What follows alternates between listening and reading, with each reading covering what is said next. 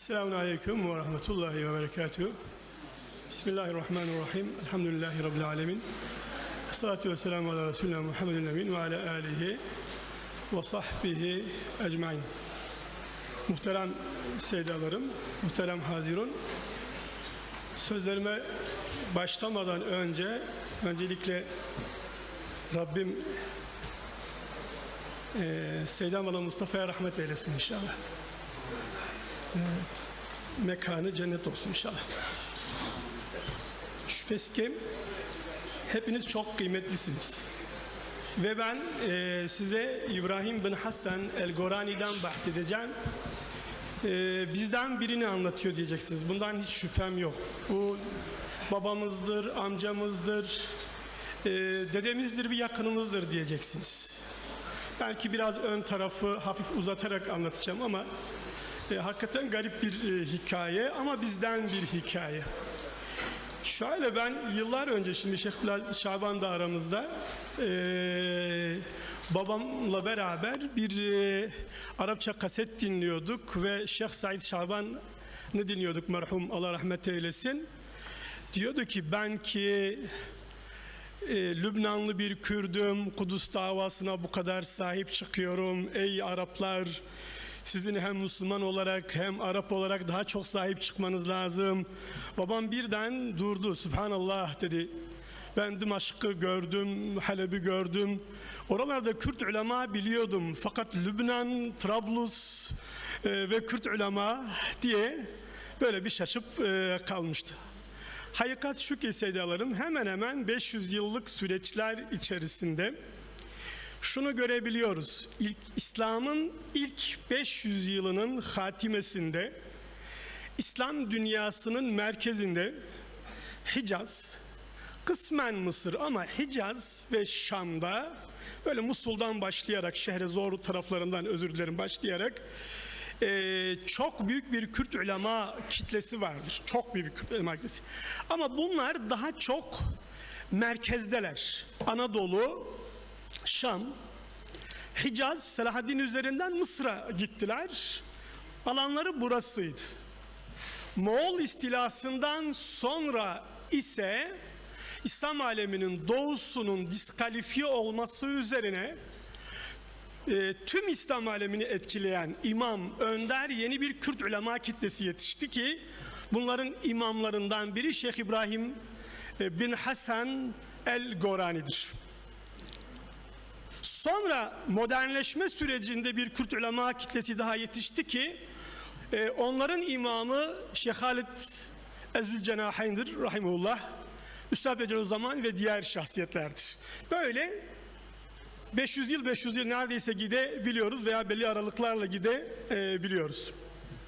Fakat ulus devlet sürecinde herkes kendi alimine, kendi kahramanına sahip çıkarken bizimkiler açıkta kaldı.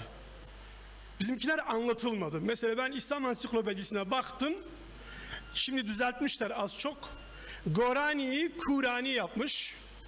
El-Kurdi'yi de silmiş. Ben bulmakta güçlük çektim. Çünkü ben Arapça eserlerde tespit etmiştim. Türkçe'de arayınca benim G ile K arasındaki fark ve El-Kürdi nispetinin silinmiş olması işimi bayağı bir zorlaştırdı. Dolayısıyla bugün size anlatırken şöyle bir imaj oluşabilir. Ya bu arkadaş kürsüye çıktı, bir abartma içinde mi? Böyle bir şey kafasına vurdu da bir hava mı oluşturmaya çalışıyor? İnşallah delillere bakıldığında böyle olmadığı anlaşılacak. Yine bu bir tercüme-i haldir. Yani biyografidir. Bizim eski medrese tedrisatımızda da, vaaz ve nasihatlarımızda da tercüme-i hallerin çok önemli bir yeri vardı. Yani malum dinimiz nimete erenlerin yoludur. O sülahayı anarak vaaz etmek, ulemayı anarak nasihat etmek çok önemli bir yer tutuyordu. Son devirde bu her nedense terk edildi. Mesela İmam Kuşeyri'nin risalesine bakarsak yarısı vaaz-ı nasihattır, diğer yarısı tercüme-i hallerdir. Yani sülahanın hayat hikayeleridir. Bu bize ne sağlar medrese eğitiminde? Başarı hikayeleri bize başarının yolunu öğretir. İhya hareketleri hakkında bizi malumat sahibi kılar, ufkumuzu açar inşallah. Mesele bir İbrahim bin Hasan olunca bir de şu var, benim zihnimi işgal eden. İslam tarihinde acaba bir Kürt alim tipi var mı? Yani Kürt alim tipinin kendine has vasıfları var mı Müslümanlar içerisinde, bu kendine el-Kürdi diyenler? Varsa nedir? O farklı hususiyetler neler? İbrahim bin Hasan buna nasıl katkılar sağlamış ve biz bugün ondan nasıl istifade edebiliriz? Mevzu bu. Şimdi muhterem seydalarım, İslam'dan önce malum olduğu üzere Bizans ve Sasani sürekli savaşları, hiç bitmeyen savaşları arasında Kürt kavmi yok olmayla karşı karşıyaydı. Hakikaten böyleydi. İslam Sasani devletini yıkıp Bizans devletini batıya doğru iterek, onu çekerek Kürtleri birinci derece imha olmaktan kurtardı. Yok olmaktan kurtardı. Bu kesinlikle böyle. Ardından Moğol istilasına kadar 600 yıl boyunca büyük İslam sulhuna kavuştuk. Selamet. İslam malum selamun aleyküm deriz birbirimizle karşılaşınca. İslam'ın selametiyle karşılaştık. Büyük İslam sulhu. İşte bu büyük İslam sulhu içinde Kürt coğrafyası selamette kalarak Kürt halkı nüfus olarak arttı, nüfus olarak çoğaldı, nüfuz olarak da büyüdü ve tarihte yer almaya başladılar. Çok garip bir şekilde bu İslam sulhu içinde seydalarım, Müslümanların kendi içindeki kavgalarda Kürt halkının hiçbir zaman bir tarafın tam destekçisi olmadığını görürsünüz. Kavganın tam içinde değiller. Aradalar, buluşturmaya, birleştirmeye, Müslümanların birliğini korumaya çalışıyorlar. Zira kendi selametleri de Müslümanların birliğindedir. Dinin selameti de Müslümanların birliğindedir. Sahih olarak bu böyledir. Şimdi son 200 yılda şöyle bir sıkıntımız var.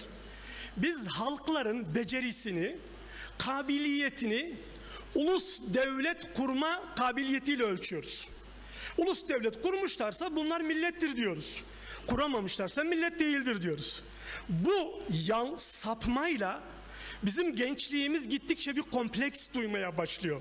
Biz bir şeye benzemiyoruz diyorlar. Sonra birileri bu bir şeye benzememeyi de İslam'la ilişkilendiriyor. Dolayısıyla gencimiz önce bir komplekse kapılıyor. Arkasından İslam'ın Kürtlere faydaları konusunda şüpheye düşüyor. Biz malum tarih sosyoekonomik ve sosyokültürel diye ikiye ayrılıyor. Biz hep sosyoekonomik tarihi inceliyoruz. Karşımıza hemen Selahaddin çıkıyor, Allah rahmet eylesin. Onu da eksik anlıyoruz. Halbuki Kürtlerin sosyokültürel tarihi, yani ilim tarihi sosyoekonomik tarihinden çok daha büyüktür. Resmen bizde ilim imparatorlukları kurulmuş. Ulema imparatorlukları kurulmuş. Lakin bununla ilgili yeterli araştırmalar yapılmayınca biz şüpheyle karşılaşıyoruz. Halbuki muhterem seydalarım, İslam nasıl ki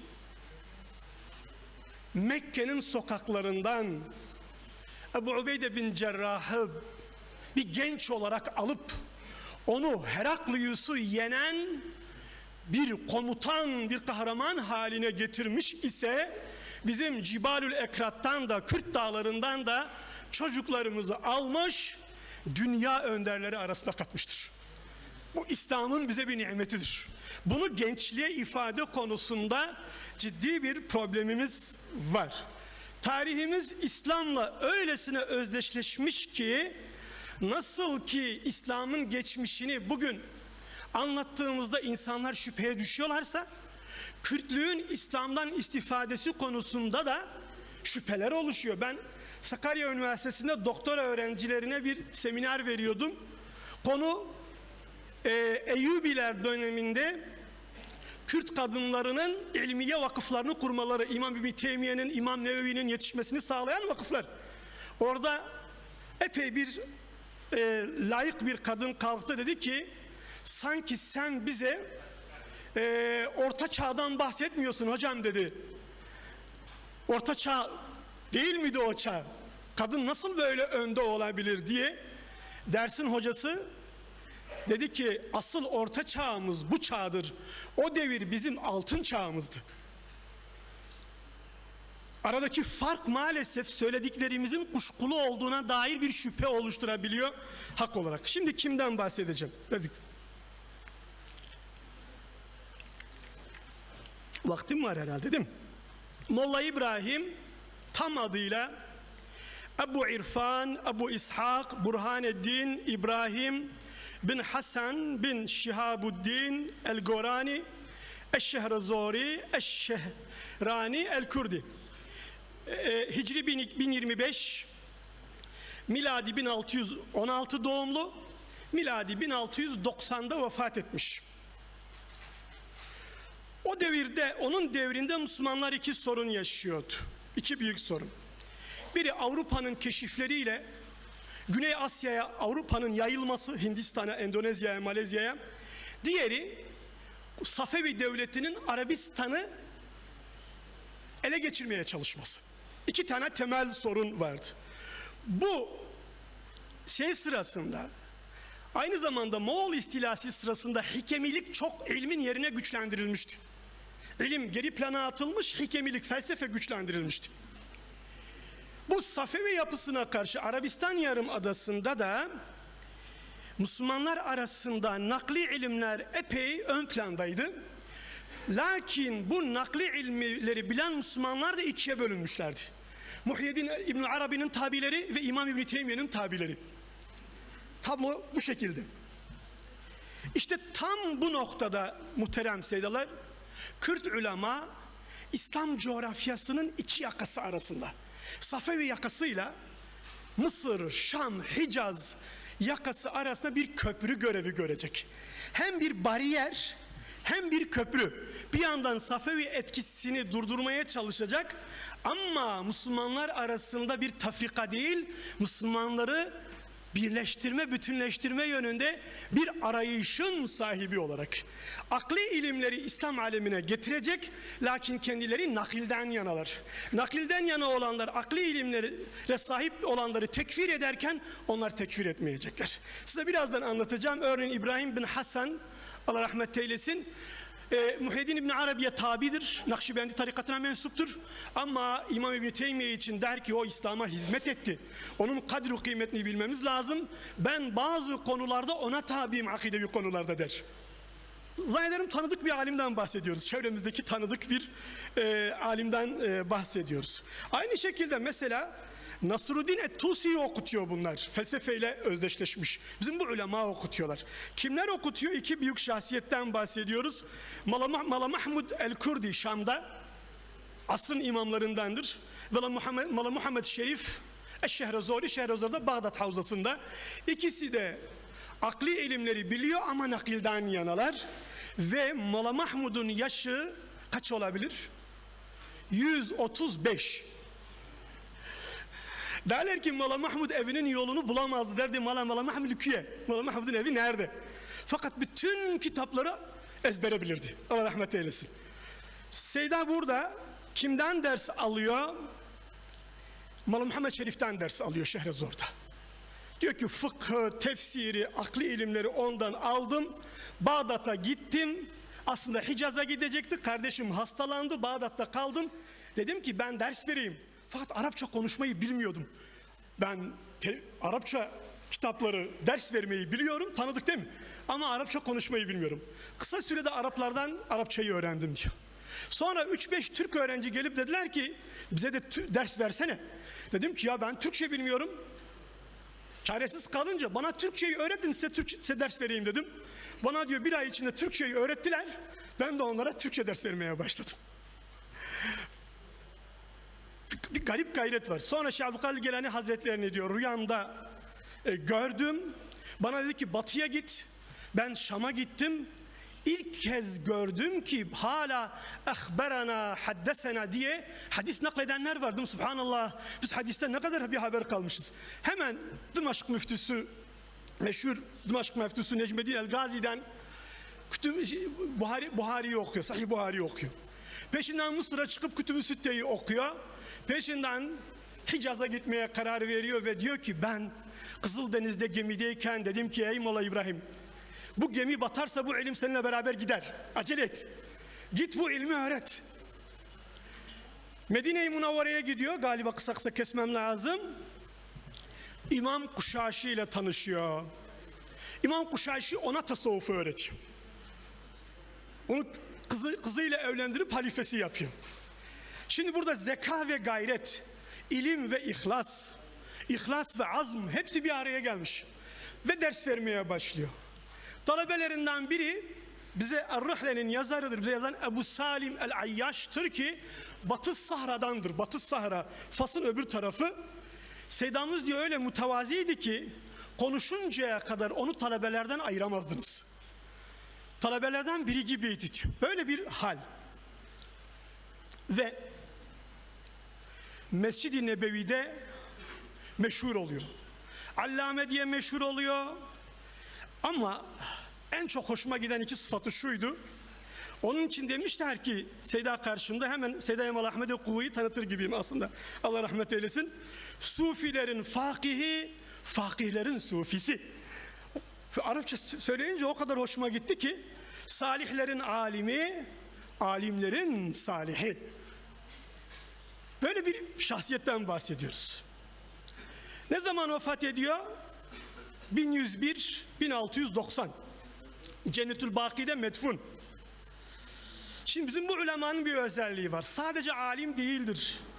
Aynı zamanda imamdır. Bizim mollalarımızın bir özelliği var.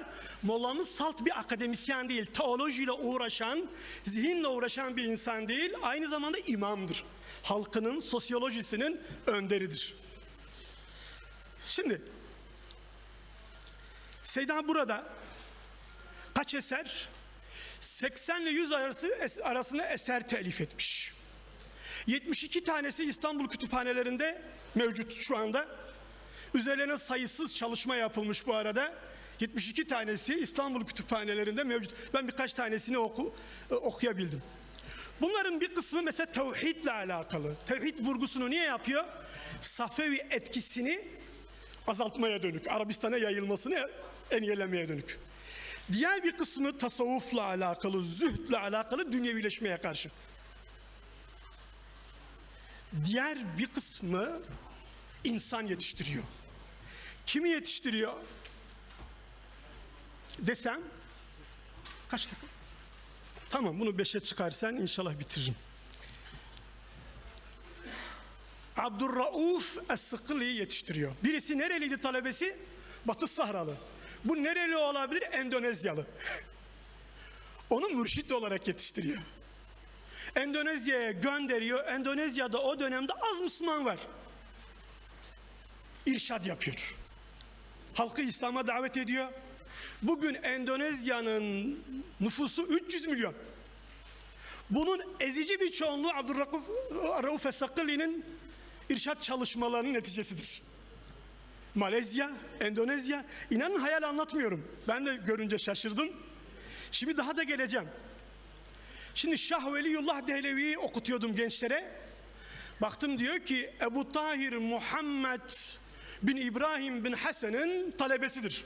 Şah Veliyullah Dehlevi buradaki heyetin malumudur, öyle mi? Hindistan'ın muhaddisi. Bugün hadis ilminde Hindistan'ın yeri malum. Kimin talebesiymiş? Ebu Tahir Muhammed bin İbrahim bin Hasan. Yani İbrahim bin Hasan'ın oğlunun talebesidir. Sonra Muhammed bin Abdülvehhab'ı inceliyordum. Yine gençlere ders olarak okutuyordum. Yine baktım, dedi ki Ebu Tahir Muhammed bin Hasan bin İbrahim bin El-Gorani'nin talebesidir. Allah Allah. Ya bu, şöyle baktım, her bir talebesi Hind ve Sint'te, Kuzey Afrika var. Gittiği yere imam olmuş. Bölgenin imamı olmuş, önderi olmuş. Bütün ihya hareketlerinin kavşağı dönüp dolaşıp bizim İbrahim bin Hasan'da toplanıyor. Şeyh Halid'in sonraki 200 yıl sonra yaklaşık oynadığı, hemen bitiriyorum inşallah. Çok uzamaz yani, hiç endişelenme. Role uygun olarak. Şimdi Ebu Ubeyde'yi Mekke sokaklarından alıp Heraklius'u yenen kahraman yapmayla, ki Şeyh İbrahim bin Hasan'ın hayatı inceledik hep şöyledir. Minel cibalil ekrat denir. Hep öyle anlatılır. Kürt dağlarından biri denir. Onunla alakalı. Bir talebenin, sıradan bir talebenin Şehrezor'un Şehran köyünden nasıl çıkıp dünya önderleri arasında yer alışını hep beraber tanıklık ediyor muyuz? Bugünden bakınca hikaye bize bir de garip geliyor.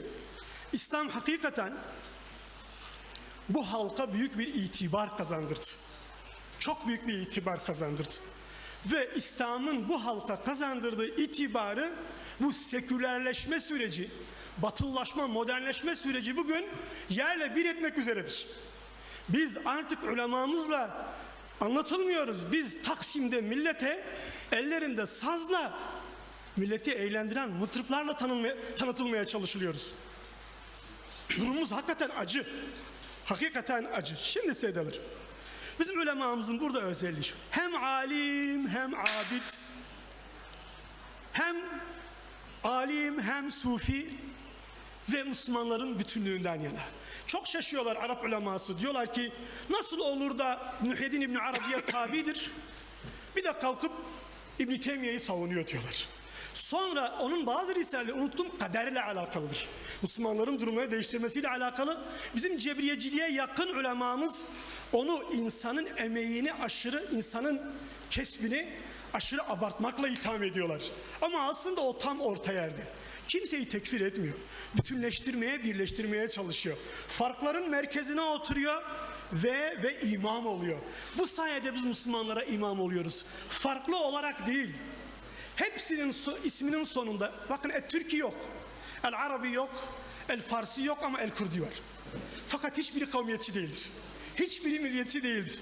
Kendi onunla tarif eden, o tarif üzere ey ümmet adir, ben sizin çok kuvvetlilerden hiçbirine tabi değilim. Siz bu Araplar, Farslar, Türkler durmadan çekişiyorsunuz. Tam arada hepinize imam ve önderim. Sizden birinin tarafı değil, sizi birleştirecek olanım, sizi güçlü kılacak olanım der adeta burada her ulema. Bu büyük kimlik nasıl ki bugün İslam birliği yok edilmeye çalışılıyorsa, emin olun bu kimlik de öyle yok ediliyor. Eğer Kürt ulemanın tarihteki konumu silinmek isteniyorsa, bu salt Kürtlüğe düşmanlıkla alakalı değil kesinlikle. Bu ulema İslam'ın birliğini sağladığı içindir.